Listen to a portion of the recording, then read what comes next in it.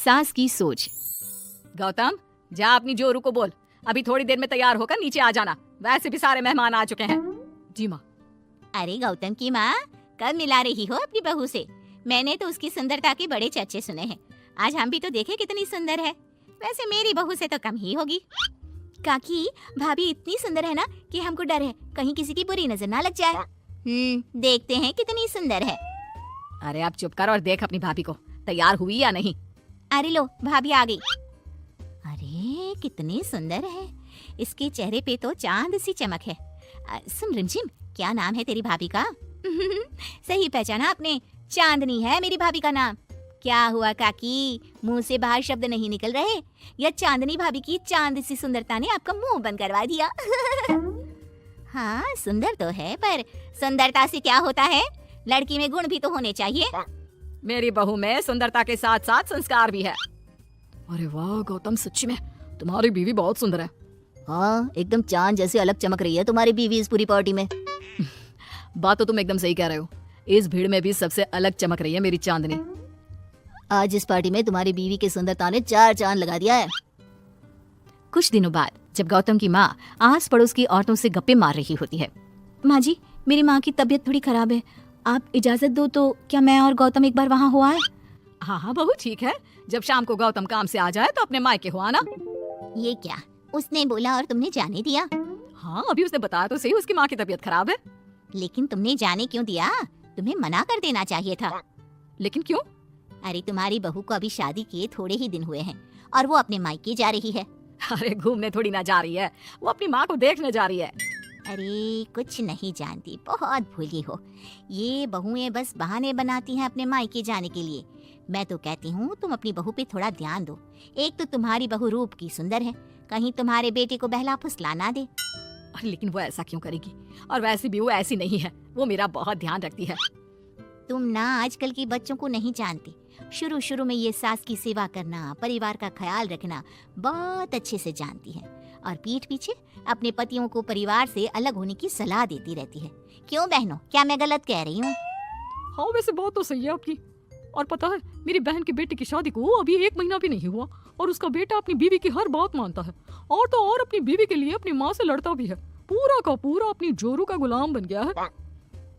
तुम्हारी बहू वैसे भी इतनी सुंदर है, ऊपर से पढ़ी लिखी भी है, और आजकल की पढ़ी लिखी लड़कियां अपने पति को चिकनी चुपड़ी बातों में फंसाकर अपना काम निकलवाना जानती है। हाँ। अरे हाँ, पर मेरी बहू चांदनी समझदार है। हाँ यही तो बात है, तुम किसी के चेहरे पे देखकर उसके दिमाग में क्या चल रहा है वो थोड़ी ना बता सकती हो। और हाँ, अपनी बहू के चांद से सुंदर चेहरे को देखकर धोखा मत खा जाना। अरे जरूरी थोड़ी ना है जो इंसान चेहरे से सुंदर हो वो मन से भी सुंदर हो, क्योंकि चांद पे भी तो दाग होते हैं। थोड़ी देर बाद सभी अपने अपने घर चले जाते हैं। शाम को चांदनी और गौतम घर आते हैं। और बहू, माँ को देखाई? जी माँ जी, अब थोड़ा ठीक है। बहू, अब तुम्हारा घूमना फिरना हो गया हो तो घर के कामों में मेरा हाथ बटाओ। जी माँ जी। मेरा ये घुटनों का दर्द कभी भी शुरू हो जाता है। बहू, लगता है आज सारा काम तुझी को करना होगा। कोई बात नहीं माँ जी, काम ही तो है, काम तो होता रहेगा। आप पहले अपना ख्याल रखिए। ठीक है, अब तो इतना बोल ही रही है तो मैं अपने कमरे में आराम करने जा रही हूँ। अगले दिन सुबह जब गौतम ऑफिस के लिए निकल रहा होता है। माँ, अब कैसा है तुम्हारे घुटनों का दर्द? ज्यादा तो नहीं हो रहा? नहीं तो शाम को चांदनी आपको डॉक्टर के पास दिखाएगी। तुझे किसने बताया? बहू ने इतनी जल्दी तेरे पास मेरी चुगली भी कर दी? माँ, चुगली नहीं, उसे आपकी चिंता है इसलिए उसने मुझे बताया। उसे डर था कहीं आपका दर्द बढ़ ना जाए। थोड़ी देर बाद चांदनी वहाँ आती है। माँ जी, मैं सोच रही थी हम लोगों को अब किसी दूसरे घर में शिफ्ट हो जाना चाहिए। लेकिन क्यों, और अचानक से तुम्हें ये ख्याल क्यों आया? वो माँ जी, मेरी एक सहेली अपना घर बेच रही है और उसका घर गौतम के ऑफिस के पास पड़ता है। और देखिए ना, गौतम को यहाँ से ऑफिस कितना दूर पड़ता है और आपके लिए भी बाजार दूर पड़ता है। अगर हम वो घर खरीद लेते हैं तो हमारा कितना फायदा है। गौतम को ऑफिस के लिए दूर नहीं जाना पड़ेगा और आपको जब शॉपिंग जाने का मन करे आप जा सकती हो। ऊपर से वो मेरी दोस्त है तो वो हमें घर थोड़े कम दाम में भी बेचेगी। हाँ, बात तो तुम सही कह रही हो। कोई जरूरत नहीं है घर बदलने की।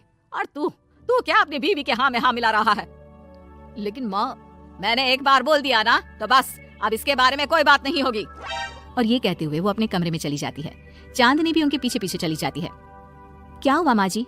मैं कुछ दिनों से देख रही हूँ आप कुछ अजीब सा बर्ताव कर रही हैं। क्या अजीब सा? ऐसा ही तो करती हूँ। अगर तू मुझसे घर के बारे में बात करने आई है तो पहले ही कह देती हूँ, बिल्कुल नहीं। नहीं माँ जी, घर के बारे में बात करने नहीं आई। माँ जी, मुझसे कोई गलती हो गई है क्या?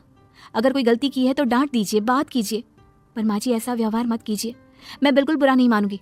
और अगर आप अभी बताना नहीं चाहती तो आपका जब मन करे बता देना। मैं बस इतना ही कहने आई थी। कहीं मैं आस पड़ोस की औरतों की बातों में आके अपनी बहू के साथ गलत तो नहीं कर रही? और वैसे भी वो सही तो बोल रही थी। उसने मेरे और गौतम के बारे में ही तो सोचा। वो हमारे बारे में इतना सोच रही है और मैं दूसरों की बातों में आकर उस पर शक कर रही हूँ। कुछ दिनों बाद काकी गौतम के घर गौतम की माँ से मिलने आती है। और गौतम की माँ, कैसी हो?